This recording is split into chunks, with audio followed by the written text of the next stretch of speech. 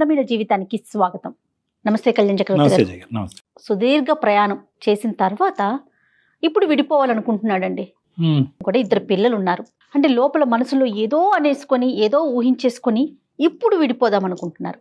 So immediate గా మీతో మాట్లాడించాలనుకున్నాను. నేను నెంబర్ కూడా ఇచ్చారు, మరి కాల్ చేస్తానండి. యూజువల్ గా పెద్ద కారణాలకి దెబ్బలాడుకుని పగలు ప్రతీకారాలు పెంచుకునే దానికంటే కనుక ఈ మధ్యకాలంలో చిన్న చిన్న అంశాల మధ్యన విభేదాలు.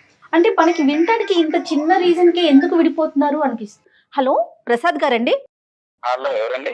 నేను జయానండి, అందమైన జీవితం ప్రోగ్రామ్ నుంచి కాల్ చేస్తున్నాను. మేడం మేడం నమస్తే మేడం. నమస్తే అండి. డాక్టర్ గారికి బ్రీఫ్ గా చెప్పాను. ఫ్రీగా ఉన్నారా? మీతో మాట్లాడొచ్చా? ఎస్ మేడం, ఫ్రీగానే ఉన్నాను మేడం. రైట్ ప్రసాద్ గారు, ఇదిగోండి డాక్టర్ గారు ఉన్నారు, ఒకసారి మాట్లాడండి. సార్ నమస్తే సార్. ప్రసాద్ గారు నమస్తే అండి, చెప్పండి సార్. ప్రసాద్ గారు, సార్ నేను కూకట్పల్లిలో ఉంటాను సార్ ప్రస్తుతం. అయితే నేను ఒక ప్రైవేట్ కంపెనీలో వర్క్ చేస్తుంటాను సార్. యాక్చువల్లీ ఒక ఫ్రస్ట్రేషన్ అండ్ ఒక బాధ అన్ని మధ్యలో నలిగిపోతున్నా సార్ ప్రస్తుతం. మా ఆవిడతో కొంచెం నాకు పడట్లేదు సార్. పడటం లేదంటే నాకు బాగా ఒక ఇంట్లో ఉంటున్నాం, ఒక ఇంట్లో గానీ ఏదో ఒక నా శత్రువుని ఇంట్లో పెట్టుకొని ఉంటున్నా అన్న ఒక దానిలో ఉంటున్నాను సార్. అసలు ఎలా అంటే నాకు కొన్ని రోజుల కింద ఒక 3.5 months కింద యాక్సిడెంట్ అయింది సార్. యాక్సిడెంట్ అయింది. ఓకే. ఈ 3.5 months లో నేను యాక్సిడెంట్ అయ్యి మంచాన పడిన తర్వాత నా మీద ఎంత కసి ఉంది అని నాకు అర్థమైపోయింది సార్. కాబట్టి దయచేసి నాకు ఆవిడతో అవ్వట్లేదు సార్, కొంచెం నాకు విడాకులు అవ్వాలి కావాలి sir. Prasad garu, 15 years of reality లేదంటే డ్రామా, లేదంటే 3 months of reality or drama? డ్రామాతో ప్రేమ చూపించింది. బట్ నేను మంచాన పడిన తర్వాత ఆవిడకు ఉన్నటువంటి ఏంటి నా మీద ఎంత పగ ఉంది అని పగ సాధించింది సార్. ఒక మనిషి ఉంటే తప్ప నేను బాత్రూమ్ కూడా వెళ్ళలేని సిచ్యువేషన్. అదేలేండి. నాకు ఖచ్చితంగా ఎవరో ఒకరు ఉంటే గానీ బాత్రూమ్కి వెళ్ళలేని సిచ్యువేషన్ సార్. కానీ నేను మంచాన పడిన తర్వాత అసలు నన్ను పట్టించుకోకపోవడం, నేను ఏదైనా మాట్లాడితే చిరాకుగా ఏంటి అని చెప్పేసి ఆన్సర్లు ఇవ్వడము, ఒక మనిషి అంటే సైకలాజికల్ గా నన్ను బాగా ఆడేసుకుంది సార్. ఒకటి ప్రసాద్ గారు, ఇక్కడ ఏంటంటే బేసికలీ బహుశా ఈ ఇష్యూ మీరు ఇప్పటికొచ్చి ఎవరితోనే డిస్కస్ చేయలేదేమో కానీ నేను ఒక మాట అంటాను. ఇప్పుడు మా వేదిక వరకు వచ్చిన తర్వాత మీరు పదే విడాకులు అంటే కనుక ఇప్పుడు అది ఇచ్చేది పుచ్చుకునేది మేము కాదండి. బేసికలీ ఏంటంటే విడాకులు అనేటటువంటి సబ్జెక్టు అది కంప్లీట్గా మీ సర్వాధికారం. అది మీకు మీ భార్యకి మధ్యన ఉండేటటువంటి ఒక ప్రధానమైనటువంటి అంశం. ఈ రోజు ఏంటంటే అసలు విడాకులు అనేటటువంటిది 3 నెలల పాటు జరిగినటువంటి ఒక ఇమోషనల్ ఇష్యూ వల్ల ఒక అబ్రప్ట్ కంక్లూజనా, ఒక తొందరపాటుతో జరిగేటటువంటి కంక్లూజనా అనేటటువంటి మనం ఆలోచించుకోవాలి. ఎందుకంటే ఏ నిర్ణయం అన్నా ప్రధానంగా విడాకులు ఇలాంటి అంశాలు ప్రధానంగా నిర్ణయం తీసుకునేటప్పుడు ఇమోషనల్ ఫ్రంట్ మీద తీసుకోవద్దండి, ఒక ప్రాక్టికల్ ఫ్రంట్ మీద తీసుకుందాం. విడాకులు అనేటటువంటిది ఒక సొల్యూషన్ గా భావిస్తూ ఈ కాన్వర్సేషన్ ముందుకెళ్ళడం కష్టం అని నేను చెప్తున్నాను. రైట్. అసలు మన వేదికే అది కాదండి. జీవితం అందంగా ముందుకు తీసుకెళ్లే ప్రయత్నం, ఏదన్నా ఎవరి వైపు తప్పులున్నా ఒప్పులున్నా కూడా సరిచేసి అది ముందుకు వెళ్ళాలి అనేదే ఈ కాన్సెప్ట్. ఆవిడ కూడా వర్కింగ్ అండి? లేదు సార్, నేను ఆవిడ ఇంట్లోనే ఉండి హ్యాపీగా పిల్లల్ని చూసుకోమని నేను పని కూడా చేయనివ్వను సార్. ఇంట్లోనే ఉంచుతాను ఆవిడ్ని. నన్ను ఎంత నిర్లక్ష్యం చేసిందంటే సార్, అంత నిర్లక్ష్యం చేసింది. అంటే ఒక భర్త మంచం మీద పడినప్పుడు చేయాల్సినటువంటి ఒక కనీస బాధ్యతలు కూడా ఒక 100% కి మినిమం ఒక 70% కూడా చేసిందంటే నమ్మసౌక్యం లేదు సార్. అంటే అది ప్రసాద్ గారు, అది ఇంటెన్షనల్ గా మనం ఏంటంటే ఇప్పుడు ఒకటి మాట్లాడుకోవాలి. 2 questions అండి నా పాయింట్ ఆఫ్ వ్యూలో. ఈ 15 years పాటు ఈ మొత్తం ప్రయాణంలో ఎక్కడా కూడా మీ ఇద్దరి మధ్యన భేదాభిప్రాయాలు లేదా ఏమండి మీరు ఇలా నన్ను ఇబ్బంది పెడుతున్నారు, నాకు బాధగా ఉంది, ఇది కరెక్ట్ కాదండి అనేటటువంటి అంశం మీ ఇద్దరి మధ్యన ఎప్పుడు డిస్కషన్ రాలేదా? నెంబర్ 1 అని చెప్పి ఆవిడ నెంబర్ 1. నెంబర్ 2 ఏంటంటే కనుక ఇప్పుడు ఆవిడ చేతకాక ఈ 3 నెలల పాటు బహుశా ఏంటంటే ఆవిడ ఏం నర్స్ కాదు, లేదంటే ఒక డాక్టర్ కాదు, ఇంతకు ముందు ఇలాంటి ఆవిడతనంతో మంచాన పడినటువంటి వాళ్ళు ఇష్యూని డీల్ చేసేటటువంటి కెపాసిటీ ఆవిడకి లేకపోయి ఉండొచ్చు. ఇక్కడ ఇంటెన్షనాలిటీ ఉందా అంటే ఏంటంటే కావాలని మీరు మంచాన పడ్డారు కాబట్టి మీకు ఏదో ఒక రుచి చూపెట్టాలి కాబట్టి మీ మీద పగ తీర్చుకోవాలి కాబట్టి కక్ష సాధింపు చర్యగా చేసేటటువంటి అంశం కింద మీరు. సో ఆవిడ పాయింట్ ఆఫ్ వ్యూ అనేటటువంటిది ఏంటి, మీరు ఊహించుకుంటుంది ఏంటి? సార్ నేను మంచాన పడిన తర్వాత ఇప్పుడు ఇన్ టైంలో నాకు ఫుడ్ కానీ లేదంటే ఒక టాబ్లెట్స్ కానీ అక్కడ నేను మంచం మీద పడితే బ్యూటీ పార్లర్కి వెళ్తాం సార్.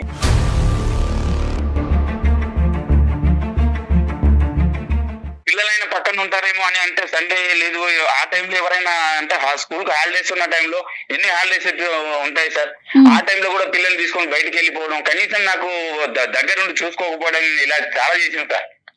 అంటే బాగా కక్ష సాధింపు లాంటిది చాలా చర్యలు చేసింది సార్ నా పైన.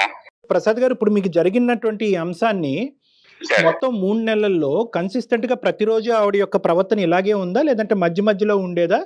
ఆవిడకి నాకు చేతన అవ్వట్లేదు, నా వల్ల అవ్వట్లేదు అనేటటువంటి ఎక్స్ప్రెషన్ ఆవిడ ఎప్పుడైనా చెప్పిందా లేదా? ఏంటి ఏంటి అని చెప్పేసి అనడం, లేదంటే ఒక టైప్ ఆఫ్ లుకింగ్స్ ఇవ్వడం, ఇలా చేసేది సార్. అంటే చెప్పుకోలేను సార్, అంటే అంత దుర్భరమైన సిచ్యువేషన్ ఎదురు చూసాను సార్. అంటే ఇప్పటికి నేను అనుభవిస్తున్న సిచ్యువేషన్ ఏంటంటే, నాకు ఈ 3.5 months లో బాగా ఎదురైన ఘట్టాలన్నీ కూడా ఒక శత్రువుని, నీ శత్రువు ఇంట్లోనే ఉందని దేవుడు నాకు ఇలా చేయడం కూడా మంచిదే జరిగిందేమో, ఇన్ని రోజుల నాటకానికి ఒక తెర లేపాడేమో అని నేను ఫీల్ అవుతున్నాను సార్.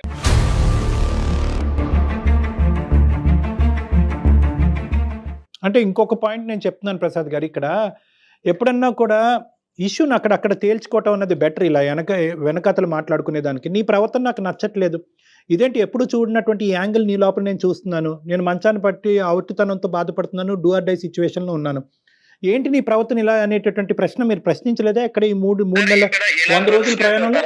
ఒక ఆడపిల్లని తోడుగా చేసుకున్న తర్వాత, ఒక భార్యగా చేసుకున్న తర్వాత కనీస బాధ్యతలు ఏంటి, మంచాన పడ్డ తర్వాత భర్తకు ఏం చేయాలి ఏంటి అనేది కనీసం తెలియదా సార్? నేను చెప్పాలా సార్? మీరు చెప్పవలసినటువంటి అవసరం లేదు. అది ఇక్కడ 2 points మనం ఏమంటున్నా అంటే కనుక, ఆవిడ చేతకాక చేయలేకపోయిందా, లేదంటే కావాలని చేయలేకపోయింది సార్, కావాలని చేయలేకపోయింది. అంటే మీ ఇద్దరి మధ్య ఎప్పుడు డిఫరెన్సెస్ లేవా ఈ అంతకుముందు ఈ 15 years లో? లేవు సార్, చిన్న చిన్న గొడవలు అనేది కామన్ థింగ్, కానీ ఎంత డెప్త్ గా మాత్రం ఎప్పుడు పర్లేదు సార్, మేము ఎప్పుడు అనుకోలేదు.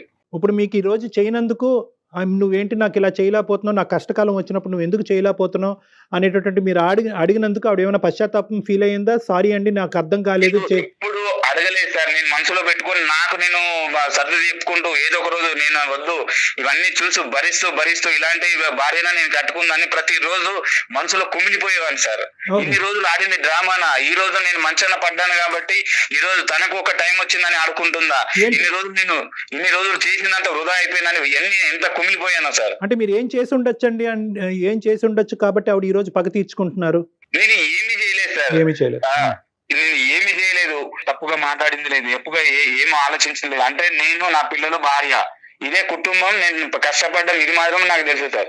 ప్రతిదీ ఆ డబ్బులు కూడా తీసుకొచ్చి ఆవిడకి మెయింటెనెన్స్ కి ఇస్తాను సార్. ఇక్కడ ఏదో ఒక లింక్ మిస్ అవుతున్నట్టు నాకు అనిపిస్తుంది ప్రసాద్ గారు. ఖచ్చితంగా ఆవిడతో అయితే మనం మాట్లాడాలి.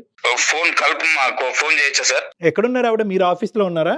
లేదు సార్, నేను ఆఫీస్ అని చెప్పేసి ఇంట్లో నుంచి బయటకు వచ్చేసి వేరే ఫ్రెండ్ రూమ్ లో తలదాచుకుంటున్నాను సార్. ఇప్పుడు ఇంట్లో ఉండలేకపోతున్నాను, బయటకు వెళ్ళలేకపోతున్నాను, ఫ్రెండ్ దగ్గర వచ్చి ఏదో రిలైజ్ అవుదామని ఇక్కడ వచ్చి ఉన్నాను సార్. ఎప్పటి నుంచి అండి, ఎన్ని రోజులు బట్టి? రీసెంట్ గానే సార్, నేను యాక్చువల్లీ నెక్స్ట్ మంత్ నుంచి వెళ్ళాలి, బట్ ఇప్పుడు నుంచి అని చెప్పేసి ఇంట్లో ఉండకుండా బయటకు వచ్చేస్తున్నాను సార్. సో పిల్లలు అక్కడే ఉన్నారు, మరి పిల్లల్ని మిస్ అవ్వట్లేదా మరి మీరు? లేదు సార్, అంటే డైలీ ఇంటికి వెళ్ళి ఈవినింగ్ టైం మిగతా టైం ఇక్కడ స్పెండ్ చేయడం జరుగుతుంది సార్. అలాగంటారా? Okay okay. చూడండి ఆవిడ మనకు అందుబాటులో ఉంటదేమో, ఆవిడ కూడా ఒకసారి డైరెక్ట్ గా క్లారిటీ తెచ్చుకో. ఒక్క నిమిషం సార్.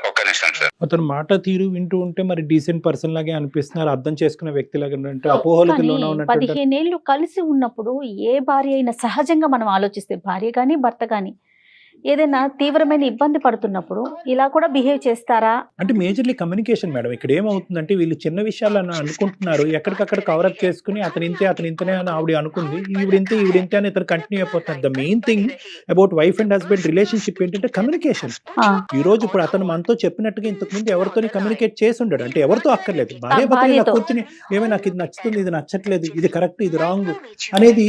అంటే సైకలాజికల్ గా మీ ఉద్దేశం ఎప్పటికప్పుడు ఒక ఇష్యూ ఉన్నప్పుడు అప్పుడే మాట్లాడేసుకోవటం మంచిదంటారా? హలో పద్మ, అట్లీస్ట్ ఆ ఇష్యూ రిపీట్ అయ్యేటప్పుడు. పద్మ చెప్పు. నేను డాక్టర్ కళ్యాణ్ గారి దగ్గర ఉన్నాను. అదే దేనికి వెళ్ళావని అడుగుతున్నాను. దేనికి వెళ్ళావంటే నీకు తెలియదా దేనికి వెళ్ళాను? నాకెట్లా తెలుస్తుంది? బానే ఉన్నావు కదా ఇప్పుడు. నాకు డైవర్స్ కావాలని నా డాక్టర్ గారితో చెప్పాను. ఏ డాక్టర్ ఏం చేస్తారు నీకు డైవర్స్ కావాల్సి వస్తే?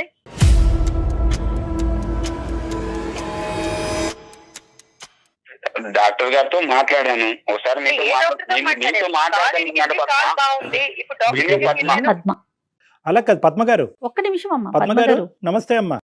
నమస్తే అండి. నమస్తే అమ్మ, నా పేరు డాక్టర్ కళ్యాణ్ చక్రవర్తి. నేను మానసిక వైద్య నిపుణుడి, రిలేషన్షిప్ కౌన్సిలర్ని. నాతో పాటు జయ గారు ఉన్నారు. మేము సుమన్ టీవీ వేదిక అందమైన జీవితం అనేటటువంటి ఒక ప్రోగ్రామ్ నుంచి మాట్లాడుతున్నాం. మిమ్మల్ని ఇబ్బంది పెట్టి మిమ్మల్ని కష్టపెట్టేటటువంటి ఉద్దేశం కాదు. మీ ఇద్దరి మధ్యన ఏమైనా తెలిసి తెలియనటువంటి అపోహలు, భేదాభిప్రాయాలు ఏమన్నా ఉంటే కనుక ప్రొఫెషనల్ మీడియేషన్ ద్వారా అది రెక్టిఫై చేయటం గురించే మా యొక్క ప్లాట్ఫామ్. మీకు No, ఇది మీకు ఇది మా ఇద్దరికి సంబంధించింది. ఆయన తీసుకెళ్లి రోడ్డును పడేసి అమ్మా ఒక్క నిమిషం అమ్మ, నేను కామ్గా మాట్లాడుతున్నాను. దయచేసి మీరు కూడా అర్థం చేసుకుని కామ్గా మాట్లాడండి. నేనేంటంటే మిమ్మల్ని ఇబ్బంది పెట్టేటటువంటి ఉద్దేశం కాదు. అతను మాకు రీచ్ అయ్యారు. ఏ పాయింట్తో రీచ్ అయ్యారంటే, సార్ నేను ఇలా మానసికంగా ఇబ్బంది పడుతున్నాను. 15 years పాటు మా ప్రయాణంలో ఎటువంటి ఇబ్బంది రాలేదు. ఎప్పుడైతే కనుక నేను దురదృష్టం కొద్దీ నేను సిక్ అవటం వల్ల, లేదంటే నాకు యాక్సిడెంట్ అవటం వల్ల నేను మంచం మీద ఉన్నప్పుడు మా భార్య యొక్క ప్రవర్తన నాకు నచ్చలేదు. నేను షాక్కి గురయ్యాను. కాబట్టి ఇన్ని రోజులు మా భార్య నాతో పాటు చేసినటువంటిది ఒక నిజమైనటువంటి ప్రేమతో కూడినటువంటి అంశం కాదేమో. ఇప్పుడు ఆవిడ ఇలా అవునా? అది మీకు చెప్పుకున్నాడా వచ్చి? అంటే అలా చెప్పుకున్నాడు. మేమేం కంక్లూడ్ అవ్వలేదమ్మా. మీరు ఆయన బ్యాడనో, వర్షన్ చెప్పారమ్మా. మీరు బ్యాడనో, మీరు కరెక్ట్ కాదనో, మీ ప్రయాణం తప్పనో మేమైతే కంక్లూడ్ అవ్వలేదు. అతను బాధ అలా వెలగక్కాడు అనేటటువంటిది నేను మీ వరకు తీసుకొస్తున్నాను. ఏకంగా 2 పిల్లలు కన్నా తర్వాత మీరు డివోర్స్ అనేటటువంటి పదం వాడటం కూడా కరెక్ట్ కాదు. మాకు ఒక్కసారి పద్మ గారితో మాట్లాడటానికి అవకాశం ఇవ్వండి అని చెప్పి మేము అతని మీద ఒత్తిడి తీసుకొస్తే మీకు కలపటం జరిగింది. కానీ అతను నాకు చెప్పాలి కదండి. చెప్పకుండా ఏం చెప్తారు చెప్పు. మరి ఏం చెప్పడం? నువ్వు ఇలా చేస్తావని చెప్పుకొని బాధపడాలా, లేదంటే నువ్వు అర్థం చేసుకోవాలని నీతో ఏడబాలా? ఏం చెప్పాలి చెప్పు. ప్రసాద్ గారు, ఇప్పుడు ప్రసాద్ గారు, అలా కాదండి. ఆ ఆర్గ్యుమెంట్ కాదు ప్రసాద్ గారు. ఇక్కడ ఏంటంటే ఆవిడ స్థానంలోంచి ఆవిడ మాట్లాడేటటువంటి మాట కరెక్ట్. ఇప్పుడు ఎందుకంటే మీరు సడన్గా ఇప్పుడు డివోర్స్ అనేటటువంటి అంశం, మీరు మనస్తాపం చెందారు కాబట్టి డివోర్స్ అనేటటువంటి అంశం తీసుకురావటం అన్నది మీ వరకు మీ ఆలోచన శైలికి సబబే, కాదనట్లేదు. కానీ ఈ రోజు ఆవిడని సర్ప్రైజ్ చేశారు కదా. మా యొక్క మీడియేషన్ ఉంది, అందమైన జీవితం నుంచి డాక్టర్ కళ్యాణ్ చక్రవర్తి గారి దగ్గరికి వచ్చాను. మీరు ఎక్కడ వచ్చారు నా దగ్గరికి? మీరు ఫోన్ చేస్తే నేను మీ ఫోన్లో మాట్లాడుతున్నాను. సో ఆవిడ వరకు ఆవిడ సర్ప్రైజ్ అవటం, ఆవిడ వరకు ఇనీషియల్గా అలా రియాక్ట్ అవటం అన్నది మనం యాక్సెప్ట్ చేద్దాం. ఫస్ట్ మనకు కావాల్సింది ఏంటంటే, అమ్మ సారీ అమ్మ, అతని తరపున నేనే సారీ చెప్తున్నాను. మీకు ఇలా సర్ప్రైజ్. అతని బిహేవియర్ అంతా మీరు సారీ చెప్పడం ఎందుకండి? ఈ షాకులు నాకు 15 సంవత్సరాల నుంచి అలవాటేలేండి.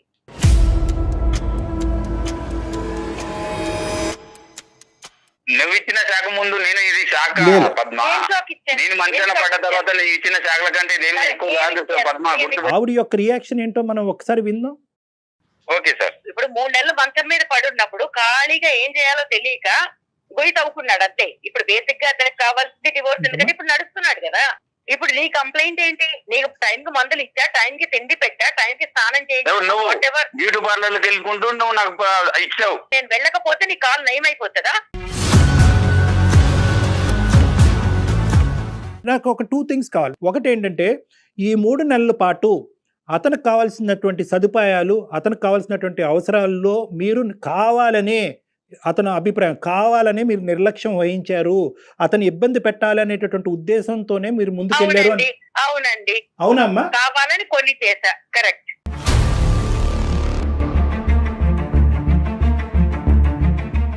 అట్లీస్ట్ ఇప్పటికైనా జ్ఞానం అర్థమైన డాక్టర్ గారు వినండి.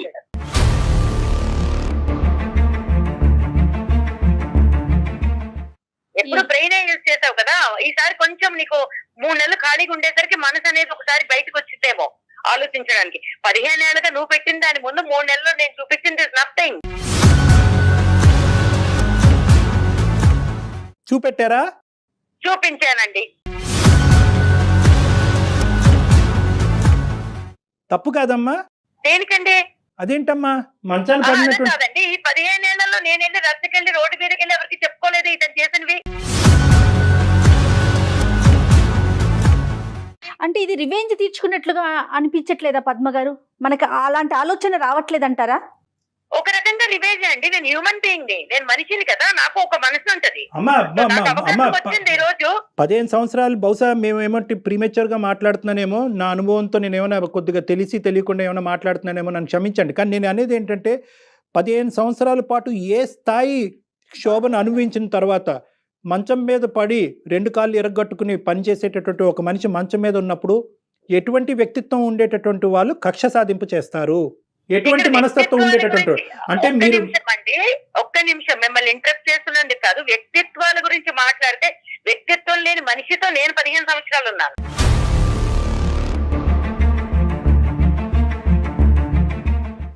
తన గురించి తప్ప ఇంకేం అక్కర్లేదు. ఇంట్లో నేను ఉద్యోగం చేస్తానన్నప్పుడు ఉద్యోగం చేయక్కర్లేదన్నాడు. దానికి అతను ఇచ్చిన రీజన్ ఏంటి? లేదు నువ్వు ఇంట్లో ఉండాలి చక్కగా, అలా ఉంటే నువ్వు హ్యాపీగా ఉంటావు. బట్ నాకు కూడా కొన్ని ఉంటాయి కదా, నేను చదువుకున్నాను, ఏదో ఉద్యోగం చేద్దాం అనుకున్నాను, ఇంటికి ఫైనాన్షియల్ గా కొంత సపోర్ట్ వస్తుంది అనుకున్నాను. ఓకే, ఫస్ట్ లో అయితే పెళ్ళైన కొత్తలో నేను నమ్మా ఈ డ్రామా మాటలన్నీ అవునేమో నిజమేమో నెత్తిన పెట్టుకుని చూసేసుకుంటాడు అని.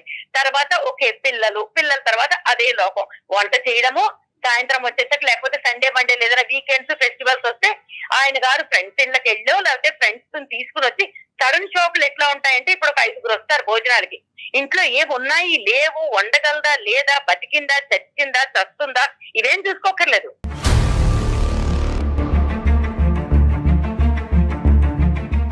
ఇప్పుడు ఎవరైనా ఫ్రెండ్స్ చెప్పి రారు కదా, దాన్ని కూడా మనసులో పెట్టుకుంటావా? ఎందుకు పెట్టుకోనండి ఫ్రెండ్స్ ఏం లేకుంటాయి. ఇప్పుడు నీకు అడగకుండానే చేస్తానా? ప్రసాద్ గారు ఒక నిమిషం ఉండండి, మీరు కామ్ డౌన్ ప్లీజ్. నాకు చిన్నప్పటి నుంచి ఫైనాన్షియల్ గా ఇండిపెండెంట్ గా అవ్వాలి, నాకంటూ ప్రతి నెల 100 రూపాయలు ఇస్తావా 1000 రూపాయలు ఇస్తావా ఇది కొనుక్కుంటారు. ఏది కొనాలన్నా కూడా ఐ అండర్స్టాండ్. ఓకే, మధ్య తరగతి బతుకులు ఇలానే ఉంటాయి, ఎలా ఉన్నా కూడా ఏది కొనుక్కోవాలన్నా ఈ నెల బడ్జెట్ లేదు, వచ్చే నెల ఇంకో ఖర్చు వస్తుంది, తర్వాత నెల అమ్మ వాళ్ళకి పంపించాలి, తర్వాత నెల ఇంకేదో చెయ్యాలి, ఎప్పుడూ ఖర్చులే. మరి అలాంటప్పుడు నేను ఉద్యోగం చేస్తే నేను సపోర్ట్ చేస్తాననే కదా చెప్పింది. పిల్లల్ని కూడా కాంప్రమైజ్ అయ్యి స్కూల్స్ కి ఏదో పంపిస్తున్నాం, బట్ అనుకున్న స్కూల్స్ కి పంపించట్లేదు, ఏదో కాంప్రమైజ్ అయ్యాము పంపిస్తున్నాం. ప్రతిరోజు ఏదో ఒకటి. కాళ్ళు బాగున్నంత కాలం, మంచాన పడనంత కాలము ఆయన చేసినవి ఇంత అంత కాదు, మంచాన పడినంత కాలము మేలీగో, తక్కువేం లేదు మేలీగో. ఎంత ఈగోయిస్టిక్ అంటే తన దృష్టిలో తను ఏమీ మాట్లాడకుండా నన్ను తిట్టలేదు కాబట్టి మంచోడు అనుకోవాలి. అంటే తిట్టడం ఒకటేనా? నేనేమైనా శాడిస్ట్నా అని అడిగాడు 2-3 సార్లు. అంటే కొడితేనే శాడిస్ట్వా, లేకపోతే ఇంకేదైనా టార్చర్ పెడితేనే, ఫిజికల్ గా టార్చర్ పెడితేనే శాడిస్ట్వా? అంటే మానసికంగా నువ్వు వేధించే వేదికలు అంటే నేనేం వేధించాను? ఇంటికి వస్తాడు, మాట్లాడడానికి ఏముండవు, ఎప్పుడు కూర్చుని మేము మాట్లాడుకుంది లేదు. నాకు తెలిసి, నాకు గుర్తుండి పెళ్ళైన కొత్తలో ఒక 2-3 నెలలు వదిలేస్తే దాని తర్వాత ఓకే అందరి జీవితాలు ఇలాగే ఉంటాయి, సినిమాలాగా ఉండదు, కాంప్రమైజ్ అయిపోయా. కాంప్రమైజ్ అయిన తర్వాత కూడా చిన్న వాటికి కూడా ఏదైనా కావాలంటే ఎక్కడికైనా వెళ్దామా డబ్బులు ముందుకు వస్తాయి, ఏదైనా కొనుక్కుందామా డబ్బులే ముందు వస్తాయి. ప్రతి దానికి నీకు డబ్బులు అంత ప్రాబ్లం అయినప్పుడు నన్ను ఉద్యోగం చేయకూడదని ఎందుకు తొక్కేసావు నువ్వు?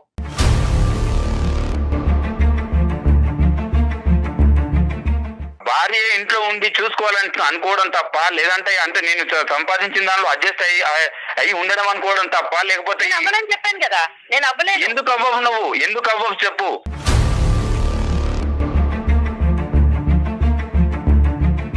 నువ్వు ఉద్యోగం చేసేవన్నీ నువ్వు అన్ని సక్సెస్ అయినట్ట, నువ్వు ఇంట్లో కూర్చొని పిల్లల్ని చూసుకుంటే సక్సెస్ అయినట్టు కాదా?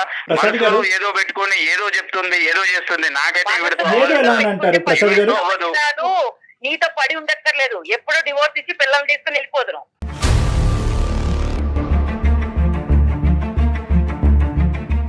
మీరు ఇంత కోపం ఇంత ఇది మన మనసులో పెట్టుకున్నారు కదా, ఎప్పుడైనా ఇదే వర్షన్ లో ఆయనతో చెప్పారా? ప్రసాద్ తో మాట్లాడారా మీరు? మాట్లాడుకుంటే మేము కొట్లాట్లోకి దిగుతాం. సో దాని బదులు మాట్లాడుకోకుండా బతికేస్తున్నాం. అది కాంప్రమైజ్ అయి బతకడమా లేకపోతే చావలేక బతకడమా? దాన్ని ఏం పేరు పెట్టుకుంటారు పెట్టుకోండి. ఏం మాట్లాడాలన్నా ఫ్రెండ్స్ వస్తారు. ఒక పనికి మాలిన నాగరాజు ఎవడో ఉంటాడు, ఎప్పుడు చూసినా అక్కడికి పోతాడు. ఎందుకు వెళ్తావు నువ్వు? వాడి గురించి మాట్లాడకు, వాడు నా ఫ్రెండ్, వాడు నా ఫ్రెండ్. నాకు ఎన్నోసార్లు అవసరాలకు డబ్బులు ఇచ్చాడు వాడు. అవును, అవసరమైన ప్రతిసారి వాడు ఎన్నోసార్లు డబ్బులు ఇచ్చి ఆదుకున్నాడు. వాడి గురించి నువ్వు ఎలా మాట్లాడతావు? నా ఫ్రెండ్స్ గురించి మాట్లాడాల్సిన అర్హత ఏంది నీకు? నువ్వు తాళి కట్టావు కదా, తాళి కట్టినప్పుడు నా ఫ్రెండ్స్ కూడా నువ్వు డెఫినెట్లీగా స్వీకరించాలి. వాడు ఎలా మాట్లాడుతావు నువ్వు? స్వీకరించను, నిన్ను స్వీకరించా, నీతో పాటు మీ అమ్మ బాబుల్ని కూడా స్వీకరించా కొంతవరకు. కానీ నీ ఫ్రెండ్స్ ని ఆళ్ళ పిల్లలు అమ్మ బాబులని మాట్లాడకు. ఏ రోజైనా మీ అమ్మ నాన్న గురించి మాట్లాడాను? అమ్మ బాబులని ఈ రోజు మాట్లాడుతున్నాను. ఏంటి నువ్వు చేసే ఘనకార్యాలు? ఇంతకంటే ఏం చేయగలను? నేను మానసికంగా ఎంత కుమిలిపోయాను నాకు తెలుస్తుంది. అవును, ఖాళీగా ఉన్నావు కాబట్టి కుమిలిపోయావు, బిజీగా ఉన్నప్పుడు కుమిలిపోలేదు కదా. కాలు ఇరిగి ఇంట్లో పడ్డాను కాబట్టి నీవేంది అర్థమైంది. దేవుడు అనేవాడు ప్రతి ఒక్కరికి ఒక అవకాశం ఇస్తాడు. చెప్పు చెప్పు పద్మ చెప్పు. ఇదే ప్రోగ్రామ్ నాకు తెలుసుంటే నీకన్నా ముందు నేను చేసి అడిగేదాన్ని డివోర్స్. నేను డాక్టర్ దగ్గరికి వచ్చేదాన్ని కదా, లాయర్ దగ్గరికి వెళ్ళేదాన్ని.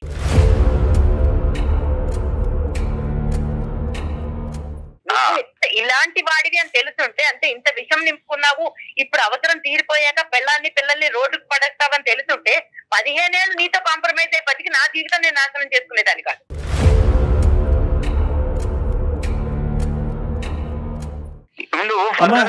ప్రాబ్లమ్స్ ఎలా ఉంటాయని నీకు తెలిసినప్పుడు నువ్వు నన్ను బాగా చూసుకుంటే ఈ రోజు ఈ సిచ్యువేషన్ రాదు కదా. ప్రాబ్లం ఏంటి వదిలేస్తే వదిలేకో.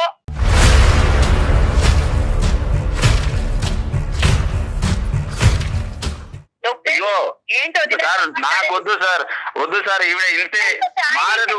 నేను చెప్పాను కదా ఇన్ని రోజులు కనీసం అట్లీస్ట్ ఇన్ని రోజులు అవును భర్తని నేను ఇలా చేశాను కదా, కనీసం ఏమన్నా మనస్తాపానికి అది మనసాక్షి కూడా పోవట్లేదు సార్. చేశానని చెప్పుకుంటాడు, అన్నం పెట్టాడు, ఒక ఇంటికి రెంట్ కట్టాడు, అంతకు మించి ఏం పీకాడు.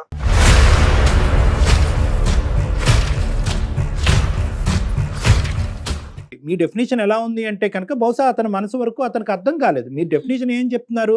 నాకు ఫ్రీడమ్ ఉందా, నాకు స్వేచ్ఛ ఉందా, నీ ఫ్రెండ్స్ కి ఇచ్చేటటువంటి ఇంపార్టెన్స్ భారీగా నాకు ఇస్తున్నావా? అవును, నన్ను ఫైనాన్షియల్ గా స్టాండర్డ్ గా లేను, ఉన్న దాన్ని అడ్జస్ట్ అవ్వాలని చెప్తాను, అదే తప్ప అండి? ఇక్కడ ఒక ప్రధానమైనటువంటి ఇష్యూ ఏంటంటే ఇవన్నీ ఆవిడ మనసులో దాచిపెట్టుకుని ఒక అవకాశం దొరికిన తర్వాత 3 నెలల పాటు మీరు మంచం మీద పడినప్పుడు ఆవిడ కక్ష సాధింపు చర్యగా ఇది ఒక బంగారు అవకాశంగా తనకు వచ్చింది, మీకు బుద్ధి చెప్పడానికి ఇంతకు మించినటువంటి అవకాశం లేదు అనేటటువంటి విధంగా ఆవిడ ఆలోచన శైలి అంత క్రికెట్గా ఎలా మారిపోయింది అనేటటువంటిది ఇక్కడ ముఖ్యమైనటువంటి అంశం. ఎందుకంటే ఈ మనిషి నీకేమీ చేయలేదు, భయంకరంగా హింస పెట్టాడు, పగలనక రాత్రనక కొట్టాడు, తిట్టాడు, ఆర్థికంగా ఇబ్బంది పెట్టాడు, పిల్లల్ని చదివించడానికి డబ్బులు ఇవ్వలేదు, మిమ్మల్ని బయటకు వెళ్ళడానికి స్వేచ్ఛను ఇవ్వలేదు, ఇన్ని రకాలుగా హింస పెట్టినా కూడా ఒక మానవతా దృక్పథంతో ఒక మనిషి మంచం మీద పడినప్పుడు సేవ చేయవలసినటువంటి భార్యే కాదు, ఒక ఎవరైనా కూడా అతని పక్కన ఎవరున్నా కూడా సేవ చేస్తారు. కానీ దాన్నే ఒక పిలుచుకోవచ్చు కదండి, వాళ్ళకి బాగా నీ పాత్ర అమ్మ, నీ పాత్ర అమ్మ ఎవరో వచ్చి చేస్తారని ఉద్దేశంతో నీకు ఇచ్చి పెళ్లి చేయలేదమ్మా. ఏ సేవ చేసుకుందికి అమ్మ రావచ్చు, మీ అక్క చెల్లెలు రావచ్చు, సేవకి ఎవరు రారు. మీరు చేసినటువంటి ప్రవర్తన సమర్థించుకోవద్దమ్మా, ఇంకా పరుగు పోతుంది. ఒక్క నిమిషం పద్మ గారు, పని మనిషి అని అట్లా అనుకుంటే ఎట్లా పద్మ గారు? పెళ్ళై 15 సంవత్సరాలు ఇద్దరు కలిసి ప్రయాణం చేశారు, ఎందుకు పెళ్లి చేసుకున్నానని అడుగుతున్నాడు. మరి ఇంతవరకు డాక్టర్ గారు చెప్పారు కదా, ఆయన ఇవ్వాల్సినవన్నీ ఇచ్చాడు, ఆయన ప్రకారం ఆయన చాలా సంతృప్తికరమైన లైఫ్ లీడ్ చేశాడు. అంటే పెళ్లి చేసుకుంటే పెళ్ళడానికి బట్టలు, ఒక ఇల్లు, అది బాధ్యత కదా అతండి. అదే నేను అంటున్నాను. ఏంటంటే ఇది ఇస్తే సరిపోతుంది అనేటటువంటి వర్జన్ లో ప్రసాద్ గారు ఇప్పుడు వచ్చి అతను కనువిప్పు కలగలేదు. నేను చెప్పాను కదా, నేను సరిపోతాను ఎన్నిసార్లు చెప్పాను, నేను ఉద్యోగం చేస్తాను, మన ఫైనాన్షియల్ స్టేటస్ బాగుంది. ఇష్టం లేదు పద్మ, నాకు ఇష్టం లేదు. మీరు ఒక పాయింట్ ఏంటంటే ఆవిడ 15 years పాటు ఒక ట్రామాకు గురైంది, ఓకే ఇప్పటికైనా యాక్సెప్ట్ చేయండి. ఇప్పుడు ఆవిడ ఒక ట్రామాకు గురైంది. ఏంటి ఆ ట్రామా అంటే కనుక ఆర్థికంగా సరిపోయినటువంటి జీతాలతో సంసారం నడుపుతున్నారు. ఇప్పుడు ఏంటంటే ఆవిడ పని చేసేటటువంటి కెపాసిటీ, సంపాదించేటటువంటి కెపాసిటీ ఉన్నా కూడా నువ్వు కాలు కిందన పెట్టడానికి అని చెప్పి మీరేదో త్యాగమూర్తిలాగా ఆవిడని బయటకు పంపించకుండా ఉన్న దాంతోనే సరిపెట్టుకుని అనేటటువంటి ఒక బందికానలో ఆవిడని ఇది చేశారనేది ఆవిడ అభిప్రాయం. మీకు ఇష్టం లేకపోవటం ఏంటి? ఆర్థికంగా సుఖపట్టడం గురించి నేను బయటకు వెళ్ళి చేస్తాను అనుకున్నప్పుడు ఈ 15 సంవత్సరాల్లో ఒక్కసారైనా ఆవిడకి అవకాశం ఇచ్చి బయటకు పంపించచ్చుగా. ఈ రోజు నువ్వు ఇంట్లో ఉండి సుఖపడు, పిల్లల్ని చూసుకుంటే చాలు, నువ్వు దీనికి మించి ఏమీ చేయక్కర్లేదు అనేటటువంటి ఆ పాజిటివ్ యాంగిల్ ఎందుకు చూడలేకపోతున్నారు మీ ఆయనలో? దాని శాడిజం అంటారమ్మా, దాని శాడిజం. ఇప్పుడు నా శాడిజం అనిపిస్తుంది, నాకు చిన్న కోరిక, ఓకే ఒక 2-3 ఏళ్ళు ట్రై చేయి, లేదా 6 నెలలు ట్రై చేయి. అది కరెక్టే, నువ్వు చెప్పేది కరెక్టే. అదే కదా ఇప్పుడు అతని మైండ్. అడగండి ఒకసారి, అసలు అతను ఎందుకు వద్దంటున్నారు ఉద్యోగానికి? ఇష్టం లేదంటున్నాడు. ఎందుకంటే రీజన్స్ ఏంటండి?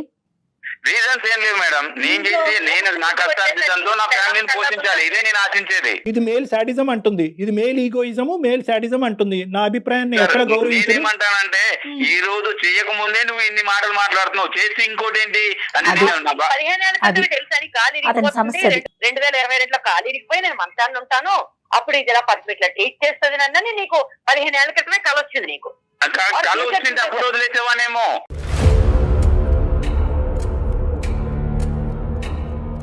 ఇంట్లో కూర్చుంటేనే ఇలా మాట్లాడుతుంది, బయటకు వెళ్తే ఈవిడ కొమ్ములు వచ్చి ఇంకెలా మాట్లాడుతా అంటే ఒక ఆడదాన్ని ఇలాగే ఉండాలి, ఈ పరిధుల మధ్యనే ఉండాలి, ఇలాగే మాట్లాడాలి, ఇలాగే వ్యవహరించాలి అనేటటువంటి గీతలు మీరు ఆల్రెడీ మెంటల్లీ మీరు ముందే గీసుకున్నారు. నేను ఇప్పుడు వరకు ఏమనుకుంటున్నానంటే, అరే అబ్బా ప్రసాద్ భార్యను సుఖపెట్టేస్తున్నాడు, ఇంట్లో ఒక కాళ్ళు నేల మీద మోపకుండా అబ్బాయి ఎంత పువ్వుల్లో పెట్టుకుని భార్యను చూసుకుంటున్నాడు అని నేను అనుకున్నాను. ఇప్పుడు అలా లేదు యాంగిల్. బయటకు వెళ్తే నీకు 2 కొమ్ములు వస్తాయి, నన్ను డామినేట్ చేస్తావు, నా వాల్యూ పోతుంది అనేది మాట్లాడుతున్నాను. నేను ఒకవేళ పంపించుంటే 100% ఇదే జరిగింది. 3 నెలలు ఆయన కాదనుకుని నాకు నచ్చిన టైంలో సినిమాకి వెళ్తా, నాకు నచ్చిన టైంలో ఫ్రెండ్ ఇంటికి వెళ్తా, నాకు నచ్చిన టైంలో ఫ్రెండ్. నేను ఒకే ఒక మాట చెప్తాను, దయచేసి శ్రద్ధగా వినండి. ఒకే ఒక మాట నేనేమంటున్నానంటే, ఈ 15 years పాటు మీ యొక్క అధికారం ఇలా ఉంది, నా యొక్క ఆలోచన శైలి ఉంది, నాకంటూ స్వేచ్ఛ ఉంది, నాకు స్వేచ్ఛ కావాలి, నాకు విముక్తి కావాలి, లేదంటే నీ ప్రవర్తన మారకపోతే నేను చచ్చిపోతాను అనేటటువంటి అంశాలు మీరు ఇంకో విధంగా ఫైట్ చేసి ఉంటే చాలా బాగుండేదమ్మా. బయటికి వెళ్ళి బతకచ్చు, పిల్లలతో బతకచ్చు, ఉద్యోగం చేసుకోవచ్చు, నా అభిప్రాయం ఇది, నా ఆలోచన ఇది, నేను ఇలా ఉండగలను అని చెప్పి అతనికి ఇంకో విధంగా బుద్ధి చెప్పచ్చు. కానీ ఒక మనిషి మంచం మీద పడిన తర్వాత ఒక శాడిస్టిక్ మెంటాలిటీతో, ఒక ఇన్హ్యూమన్గా అరే నీకు మంచి శాస్తే జరిగింది, ఇప్పుడు పెళ్ళం అంటే నీకేం తెలుస్తుంది అనేటటువంటి అభిప్రాయంతో మీ క్యారెక్టర్ని మీరు అసాసినేట్ చేసుకున్నారు చూడండి, అది నాకు బాధగా ఉంది. పొరపాటు పడుతున్నారండి. మనసులోనైనా మనిషిలోనైనా శాడిజం అనేది బయటపడేది శాడిస్టులతో బతికితేనే. నేను ఏదైతే మాట్లాడుతున్నాను ఇక్కడో దీనికి సంబంధించినటువంటి అవుట్లైన్ మీ ఇద్దరికి అర్థమైంది. కానీ ఈరోజు ఇద్దరు ఏంటంటే వెనక్కి తగ్గేటటువంటి ఆలోచన లేదు, గెలుపు బాటనే వెళ్ళాలి. ఈరోజు మనం ఇక్కడ కాంప్రమైజ్ అయిపోతే కనుక ఇంక జీవితాంతం కాంప్రమైజ్ అయిపోవాలనేటటువంటి ఉద్దేశంతో ఆవిడ వాదన ఆవిడ వినిపిస్తుంది, మీ వాదన మీరు వినిపిస్తారు. ఇద్దరు కూడా మీ పిల్లల గురించి ఎవరు ఆలోచించట్లేదు. మీరిద్దరు కాదండి, నలుగురు ఆ విషయాన్ని మర్చిపోతున్నారు. ఇద్దరు కూడా మీ పిల్లల గురించి ఆలోచించట్లేదు. నలుగురు ముగ్గురు అవుతాం.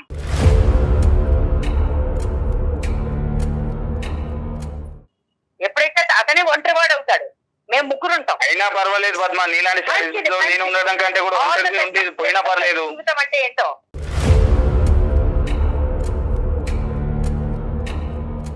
నాకు కూడా అమ్మయ్య దీంట్లోంచి అమ్మయ్య ఆ అమ్మయ్య జీవితాంతం ఉండదమ్మా. నలుగురు ముగ్గురు అవటం అనేది సులభమేమో కానీ ఆ ముగ్గురు ప్రయాణం చేయటం అనేది చాలా కష్టము. అతనికి తెలిసి వస్తుందో మీకు తెలిసి వస్తుందో కాలం నిర్ణయిస్తుంది. కానీ ఇలాంటి అంశాలు నా దగ్గర శతకోటి ఉన్నాయి. మీరేదో ఈ రోజు ఇందులోంచి బయటపడితే నేను సుఖ జీవితం అనిపిస్తున్నానని అనుకుంటారు. కానీ అదే ప్రశ్న రేపొద్దున మీరు పిల్లల్ని అడిగినప్పుడు మీ పిల్లలు మిమ్మల్ని అడిగినప్పుడు మీ తల ఎక్కడ పెట్టుకోవాలో మీకు తెలియదు. అమ్మ నాన్నని ఏ కారణం చేత వదిలేసావు? మానసిక ప్రశాంతత ముఖ్యం నాకు. మీకు ముఖ్యం.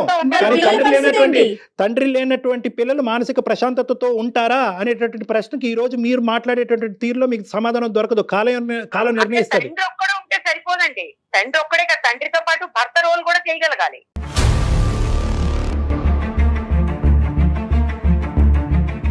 దయచేసి ఇద్దరు కూడా విడాకులు అనేటటువంటి ఆస్పెక్ట్ పక్కన పెట్టండి. మీరిద్దరు కలిసి నా దగ్గరికి రండి ఒక్కసారి. ఎందుకంటే ఇది అంత చిన్న అంశం ఏం కాదు. దయచేసి నాకు మాత్రం ఇలాంటి ఏమంటారు ఒక చెర నుంచి బయటకు విడిపిస్తారని నాకు వద్దు సార్. ఈవిడ మాత్రం వద్దు, నాకు విడాకులే కావాలి. నేను బతికేదేంటండి? చెర అనుకునే మనిషితో అసలు బతకాలన్న ఆలోచనే దరిద్రంగా ఉంది.